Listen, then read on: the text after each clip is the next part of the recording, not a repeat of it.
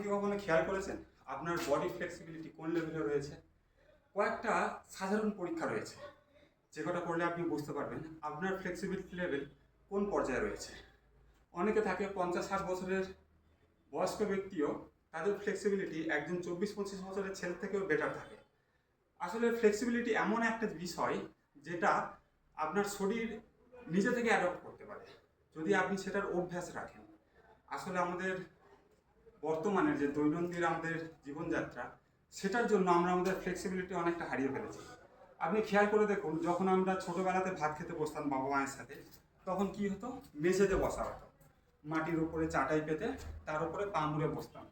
ওটা কিন্তু আমরা আমাদের অজান্তেই আমাদের ফ্লেক্সিবিলিটিটাকে বজায় রাখতাম এবং খাবারও প্রপারভাবে হজম হয়। এখন দেখবেন বর্তমানে বলা হয় যে খাওয়ার পরে বজ্রাসনে বসার জন্য, অ্যাকচুয়াল খাওয়ার ধরনই হচ্ছে পা মুড়ে বসা, ওটাতে খাবারের হজমও ঠিকঠাক হয়।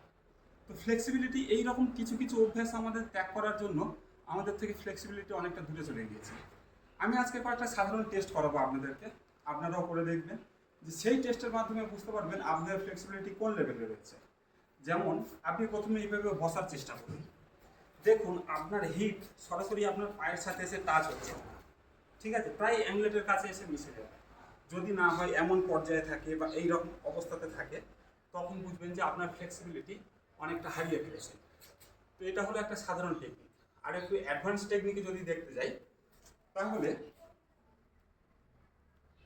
সোজা হয়ে দাঁড়াবেন, সোজা হয়ে দাঁড়িয়ে হাত দুটোকে পায়ের টোয়ের পাশে রাখার চেষ্টা করবেন। বিষয়টা খেয়াল করবেন, আমি সাইড ভিউতে দেখাচ্ছি। ধরুন এমন অবস্থাতে আমি আছি, হাত দুটোকে মাথার উপরে তুলুন, হাত এবং কান দুটো টাচ করে রাখার চেষ্টা করবেন। এই অবস্থাতে আপনার শরীরটাকে সামনে ঝোঁকাতে থাকবে। অবশ্যই খেয়াল রাখবেন হাঁটু না ভেঙে, এই অবস্থাতে আস্তে আস্তে নিয়ে আসুন, ঠিক আছে। একদম পুরো কন্ট্রোল আপনার শরীরের ওপর থাকবে। অবশ্যই পায়ের ওপর কিছুটা প্রেশার আসবে। এমন পর্যায়ে যদি এসে আপনার থেমে যায়, তাহলে জানবেন আপনার ফ্লেক্সিবিলিটি লেভেল খুব খারাপ অবস্থাতে রয়েছে। আস্তে আস্তে নিয়ে আসুন।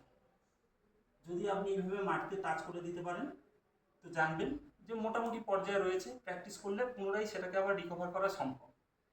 এই অবস্থাতে থেকে হাত দুটোকে পায়ের কাছে আনার চেষ্টা করবেন। যদি টো এবং আপনার হাত বরাবর আসে, মানে টো, আমি পুরো হিলের কথা বলছি না, টো এর সাথে আপনার হাত বরাবরে আসে, তাহলে জানবেন মোটামুটি ভালো লেভেলেই আছে, মানে 24-25 বছরের ছেলের সমান ফ্লেক্সিবিলিটি আপনার মধ্যে রয়েছে। এখন যদি এই হাত দুটো আপনার হিলের কাছে নিয়ে আসতে পারেন, অবশ্যই খেয়াল রাখবেন পায়ের হাঁটু কিন্তু স্ট্রেট থাকবে, হাঁটু ভাঙবে না, পা সম্পূর্ণ স্ট্রেট থাকবে। এখন হিলের কাছে যদি নিয়ে আসতে পারে, তাহলে জানবেন অনেক ভালো পজিশনে রয়েছে। এখন চেষ্টা করবেন আপনার মাথাটা, মানে আপনার নাক, চোখ, এই দুটোকে আপনার হাঁটু এবং দুটো পায়ের মাঝ বরাবর গিয়ে টাচ করানোর চেষ্টা করবেন। যদি টাচ হয়ে যায় খুবই ভালো, আপনি একদম অ্যাডভান্স লেভেলে রয়েছে। খেয়াল করে দেখবেন হাঁটু না ভেঙে, খেয়াল রাখবেন হাঁটু না ভেঙে।